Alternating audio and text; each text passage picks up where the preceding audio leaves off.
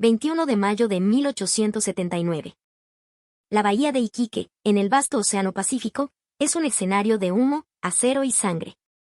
El almirante Miguel Grau Seminario, a bordo de su formidable monitor Huáscar, clava la mirada en el horizonte mientras el ariete de su nave se retira por tercera y última vez del casco destrozado de un enemigo moribundo. El estruendo del metal contra la madera, un sonido brutal que desgarra no solo un buque sino el alma misma de una nación, comienza a desvanecerse, reemplazado por el gemido agónico de la corbeta chilena Esmeralda, que se rinde a las heladas aguas. Para Grau, un marino con una reputación forjada en la disciplina y el deber, un caballero del mar con victorias ya grabadas en la historia naval peruana, este debería ser el momento de la culminación de una victoria táctica. Un buque de guerra enemigo, valiente pero obsoleto, ha sido neutralizado. La lógica de la guerra, una lógica fría y despiadada, dictaba el siguiente paso: aniquilar a los supervivientes.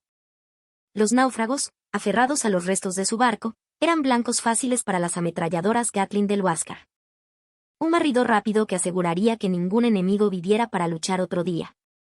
Su mano, instintivamente, se acerca a la cadena de señales, listo para dar la orden que desataría una lluvia de plomo de 2 segundos, una ráfaga que convertiría el mar en un cementerio instantáneo y sellaría el triunfo peruano sin ambigüedad. Pero cuando Grau levanta sus binoculares y observa no a un enemigo, sino a la tragedia humana que se desarrolla ante él, su dedo se congela. La Esmeralda, con su bandera chilena aún ondeando desafiante en un mástil astillado mientras se hundía, no estaba simplemente dañada, estaba aniquilada. Su espina dorsal de madera, partida en dos por el tercer espolonazo, se abría como una herida mortal. Image of Huáscar Ramming Esmeralda de painting mástiles rotos colgaban de sus obenques como huesos fracturados. El agua salada, teñida de pólvora y sangre, se vertía en sus entrañas, reclamando a los muertos que yacían en sus cubiertas. Grau podía ver directamente a través del casco destrozado, el sol de la mañana brillando a través de los enormes agujeros por donde el mar entraba a raudales. Y cuando baja la mirada hacia la superficie del agua, ve al teniente Luis Uribe, el segundo al mando ahora convertido en comandante por la muerte de su capitán, Arturo Prat, cubierto de hollín y desesperación, tratando de organizar a los hombres que se aferraban a los restos flotantes. Detrás de Uribe, Grau ve los rostros de marineros jóvenes, casi niños, heridos, aterrados, luchando por mantenerse a flote en el agua helada. Uno, visiblemente muerto, flota boca abajo. Otro, con la cabeza ensangrentada, tose agua salada y grita pidiendo ayuda. Lo que Miguel Grau no sabe, mientras observa a estos hombres indefensos a la deriva en las aguas frente a Iquique, es que está a punto de tomar una decisión que violará todas las órdenes implícitas de la guerra, todos los protocolos de un combate a muerte, todas las expectativas de una nación enardecida. Una decisión que salvará 62 vidas chilenas, pero que potencialmente podría costarle el respeto de sus propios hombres y la ira de sus superiores si lo malinterpretan. Durante los siguientes minutos, que se sentirán como una eternidad, Grau no solo perdonará la vida a sus enemigos, sino que ordenará a su tripulación rescatarlos del océano. Arriará los botes salvavidas del Huáscar, un buque de guerra en pleno combate, para recoger a los náufragos, un acto de humanidad tan profundo, tan contrario a la brutalidad de la Guerra del Pacífico, que ninguna de las dos naciones podrá olvidarlo jamás. Una historia que se contará con reverencia y asombro, incluso más de un siglo después. Pero en este preciso instante, mientras Grau se debate en el puente de mando, con su tripulación esperando la orden de rematar la faena, todo lo que puede resonar en su mente son las palabras no escritas del Código de Honor del Mar. Un código que su padre, un veterano de las guerras de independencia, le había inculcado desde niño. Un enemigo vencido y desarmado ya no es un enemigo, es un hombre que sufre. Un marino nunca abandona a otro marino a la merced del océano, sin importar el color de su bandera. Image of Miguel Grau Portrait. Recordarás esto. Grau mira de nuevo a los hombres que se ahogan, a la Esmeralda desapareciendo bajo las olas, a los rostros jóvenes llenos de terror, y comprende que, para él, esto no es una formación enemiga. Es un naufragio colectivo. Y eso significa que el código de la caballerosidad supera las órdenes de la guerra. Para entender la magnitud de lo que Grau está a punto de hacer, debemos comprender el escenario de la Guerra del Pacífico en mayo de 1879. Era un conflicto fratricida, nacido de disputas económicas y territoriales, que había envenenado las relaciones entre naciones hermanas. La campaña naval peruana, liderada por el Huáscar, representaba la principal defensa del país contra la abrumadora superioridad de la escuadra chilena. Cada victoria, por pequeña que fuera, era vital para la moral nacional. Las órdenes del gobierno en Lima, aunque no explícitas en su crueldad, eran absolutas, infligir el máximo daño posible al enemigo, paralizar su capacidad de combate, asegurar el control del mar por cualquier medio necesario. No había mayor prioridad. En este teatro de operaciones, mostrar misericordia a las tripulaciones enemigas podía ser interpretado como debilidad, como una traición a la patria que sangraba. Miguel Grau había ingresado a la Marina peruana muy joven, se había formado en los mares del mundo y había visto combate. Era un profesional consumado, un estratega brillante y un comandante amado por sus hombres. Sabía cómo luchar. Había atacado sin piedad porque ese era su deber. Pero Grau también portaba un código de honor de la vieja escuela, una hidalguía que parecía anacrónica en la era de los blindados y los cañones de grueso calibre. Un código que enfatizaba la conducta caballerosa, incluso en el fragor de la batalla. Su padre le había contado historias de los grandes almirantes de la vela, donde los capitanes respetaban un código no escrito, luchar con ferocidad, pero honrar el coraje del adversario, nunca disparar contra un hombre que ha rendido sus armas, tratar a los prisioneros con dignidad. Estas reglas parecían reliquias de otra época en la brutalidad industrial de 1879, pero Grau las había internalizado. Eran el núcleo de su ser, la brújula moral que guiaba cada una de sus acciones. El combate naval de Iquique del 21 de mayo de 1879 fue una muestra de ese choque entre lo antiguo y lo nuevo. La Esmeralda de Madera, bajo el mando del heroico capitán Arturo Prat, se enfrentó al Huáscar de Hierro.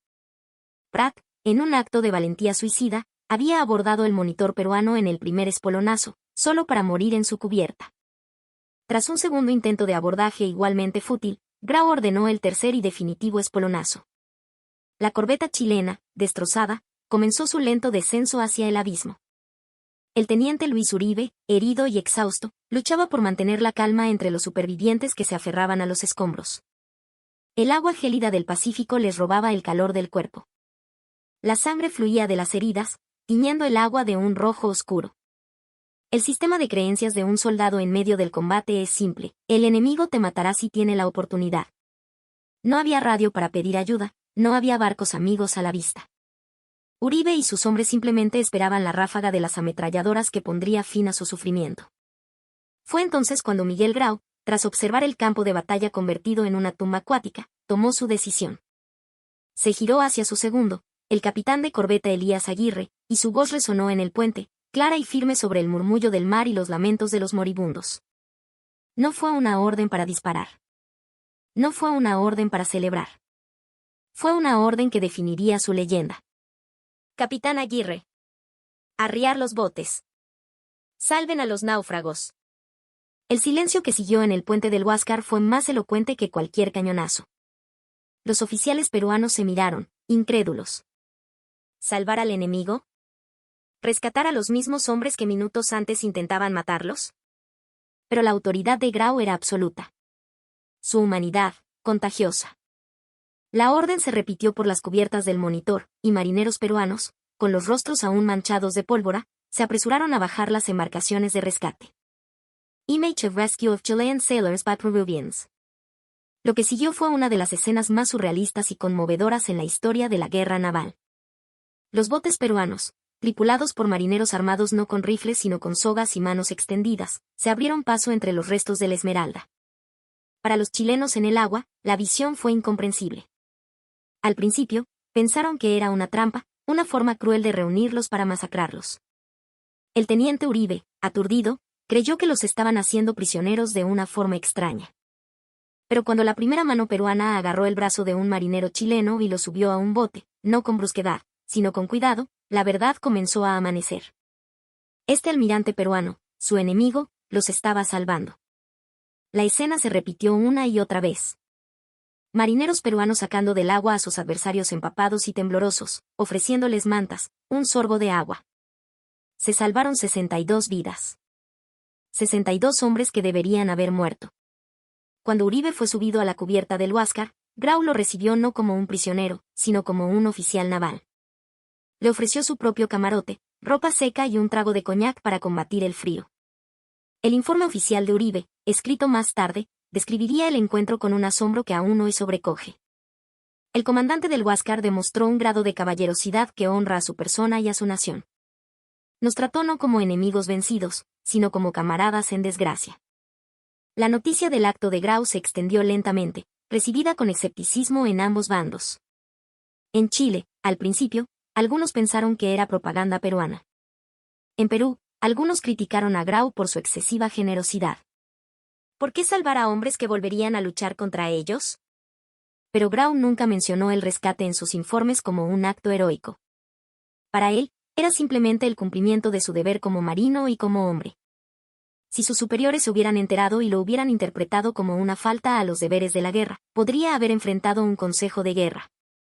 El Perú de 1879, en plena guerra, estaba ejecutando a hombres por ofensas menores.